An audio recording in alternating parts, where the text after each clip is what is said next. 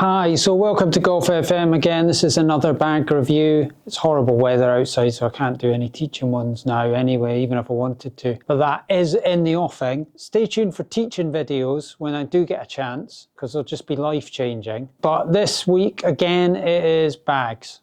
And this time it's Motocaddy's turn. Now I'm sorry if Motocaddy don't sell bags or anything in your country. All you'll need to do is, when you're on holiday here, take like an old bag with you with a view to buying one of these when you get here, if you think it's good. But that's what you're here to find out, if this is good. Motocaddy, obviously a strong name in bags, do trolleys, electric trolleys and push trolleys. And so, like Power Caddy, they're good at bags. It's what they do. So if this is not good, there's something seriously wrong, because it's kind of their only thing. Whereas manufacturers sometimes get it wrong because they don't care enough. They just go to a factory in the Far East somewhere and just say, knock us up a bag at a certain price, and yeah, that's fine, that'll do. So that's maybe being a bit unfair to them. And the bag team are probably screaming at the screen now saying, you don't realise the work and the toil and the trouble that we go to. We do try hard. It's just we're hamstrung by costs a lot of the time. We want to make amazing bags and they won't let us. So maybe that's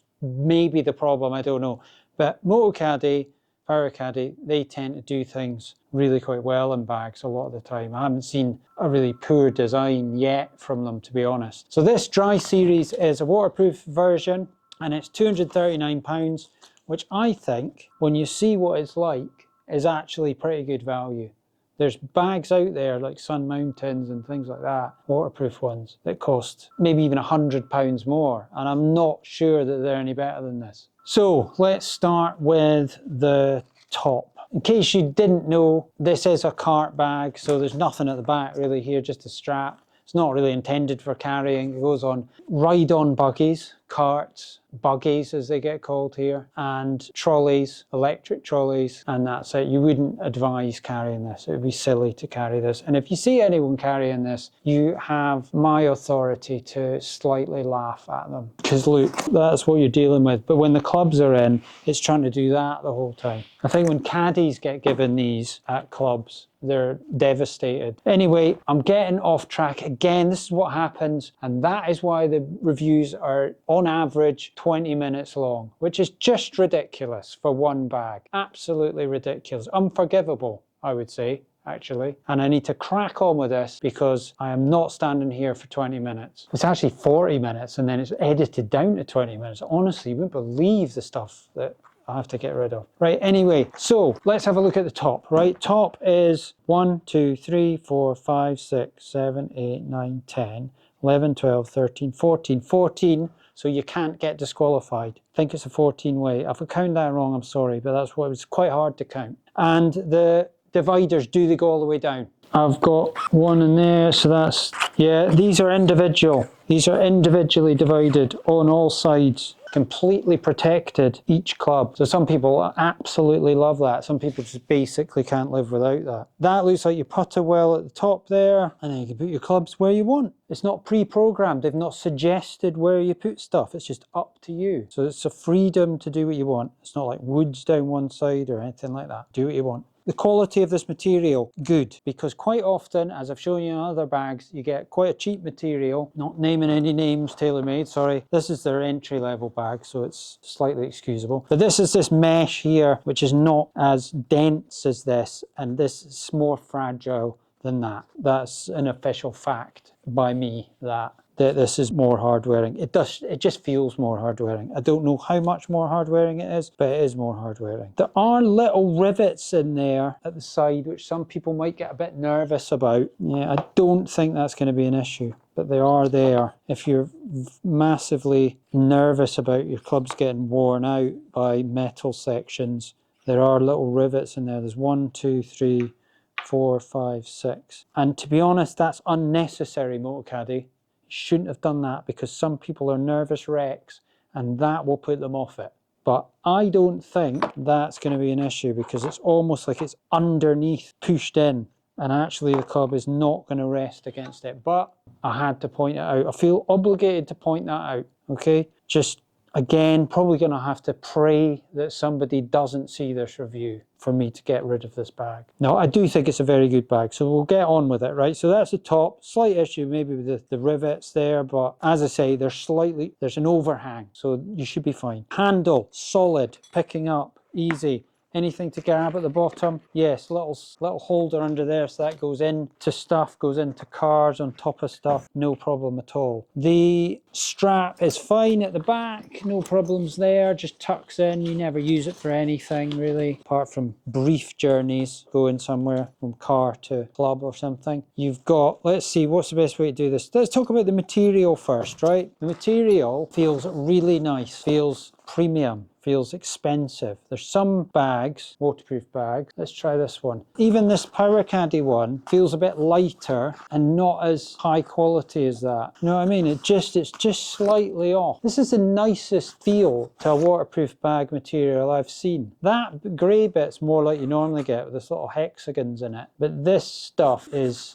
really smooth and nice. Right, so you've got a cart strap going through there to hold it onto things. You've got nothing else to hold it, but that does the job. Are we on to pockets yet? I don't want to rush this. Let's do all the things that are not pockets first, okay? So we've got pen holder there. You know my thoughts on pen holders. Unnecessary. Bit of stitching. Just put it in a pocket. Don't have that. But it's not a deal breaker. It's absolutely fine. It's absolutely fine. It'll fit it fine. And we've got an umbrella holder at the side. That goes straight away down. I better check it.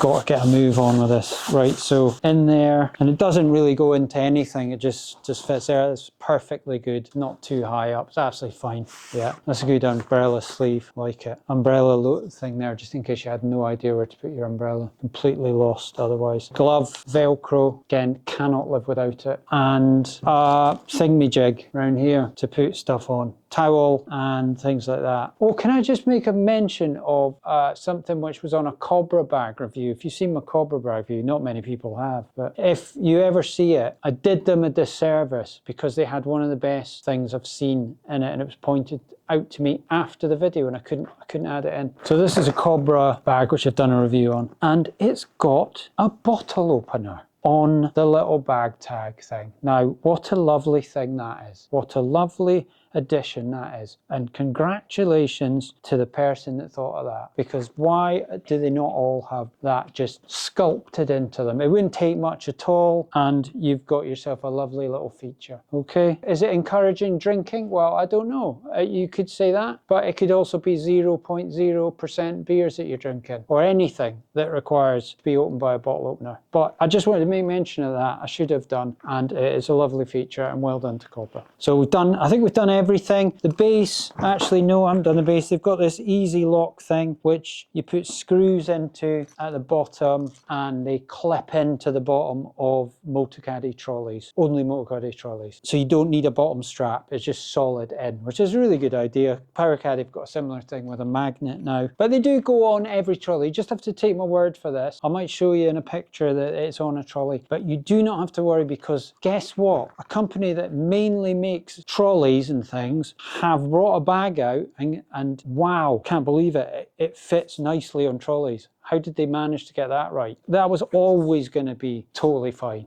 Okay, that's one of the main things they're bothered about, is whether it's going to fit on their trolleys, which are really similar to virtually all the other trolleys out there. There might be a really strange design out there which doesn't fit it that well, but this is going to go on securely, so you don't have to worry about that. Okay, so pockets, right? So I'll start in the front here, pocket up here. Now, the first thing I want to say about this is solid.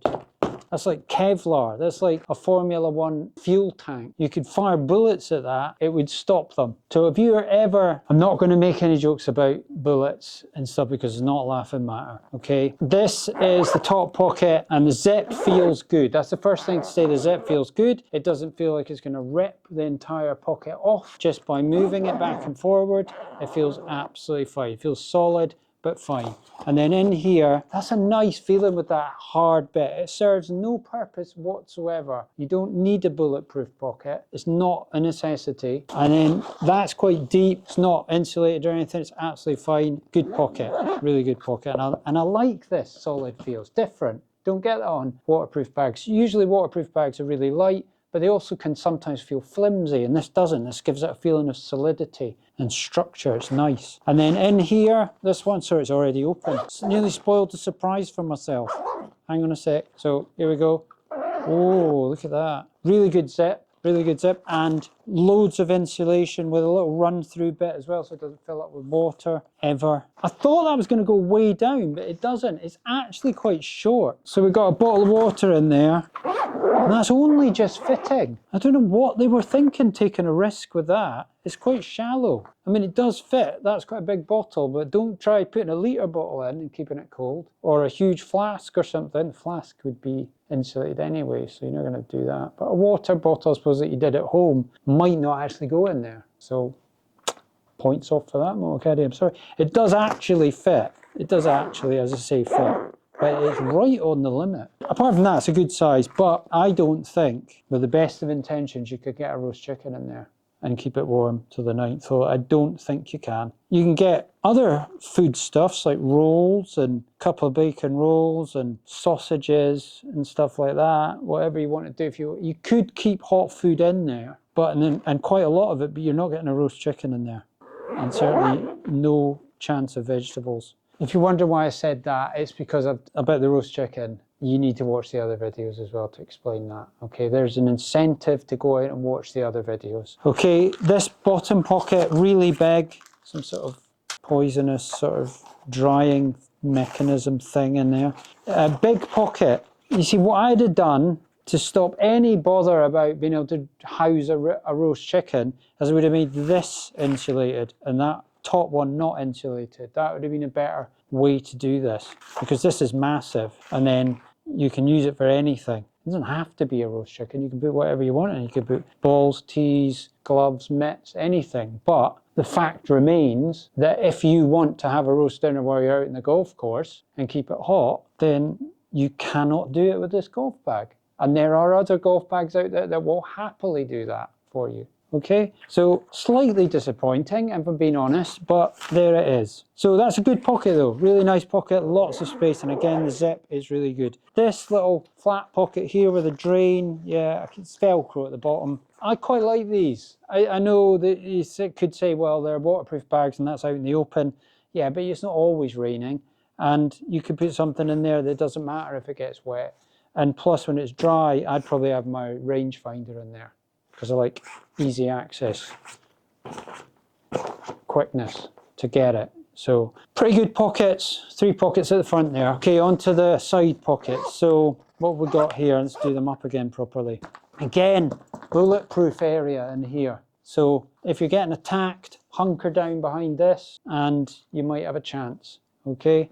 Hopefully that won't happen to anybody. This outside pocket, let's just go from the outside in. So this is the Kevlar bulletproof pocket.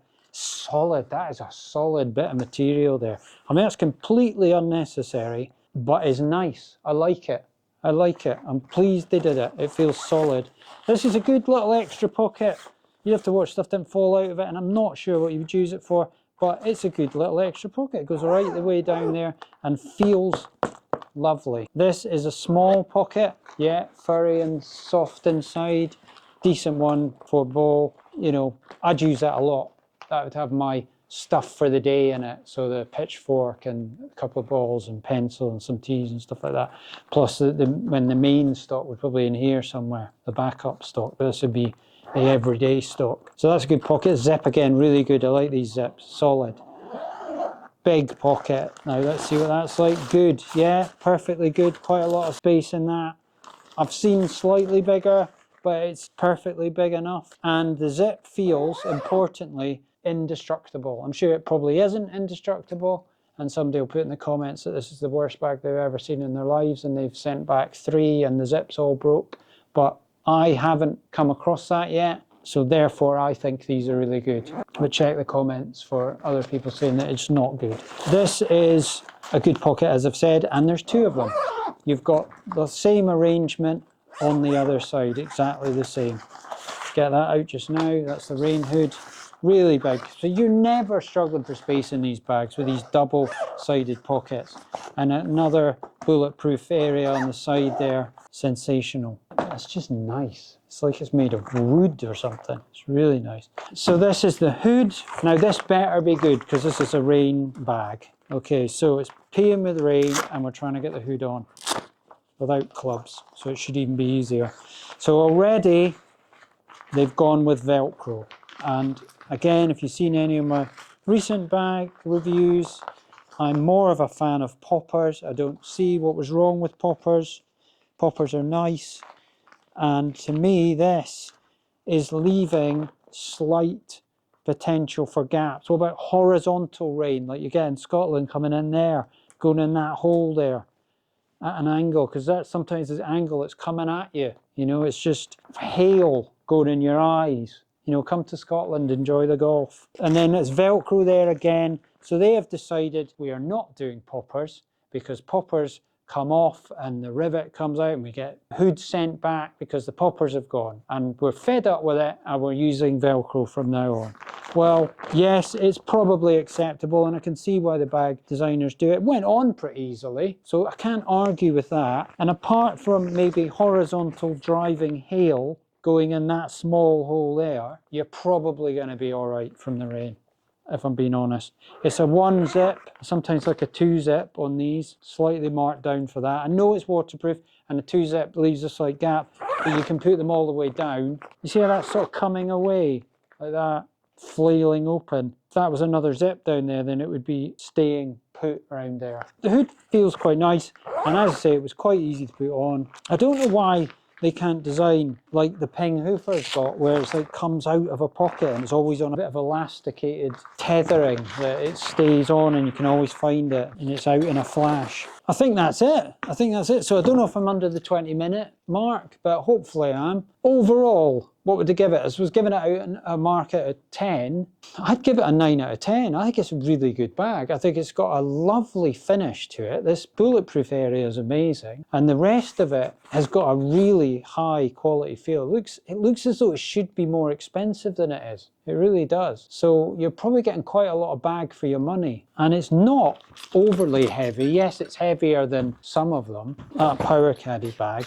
It's not that much different. You'll be able to lift it, don't worry. So yes, highly recommended. Really nice bag. As always, nothing's perfect. There's some slight potential areas, as I've highlighted, that could either have been done better or were unnecessary. And yeah, hopefully next time it'll have a bottle opener on it. Keep our fingers crossed for that. So if you've got any questions, put them in the comments and I'll get back to you. And once again, thanks for watching and I'll see you in the next one.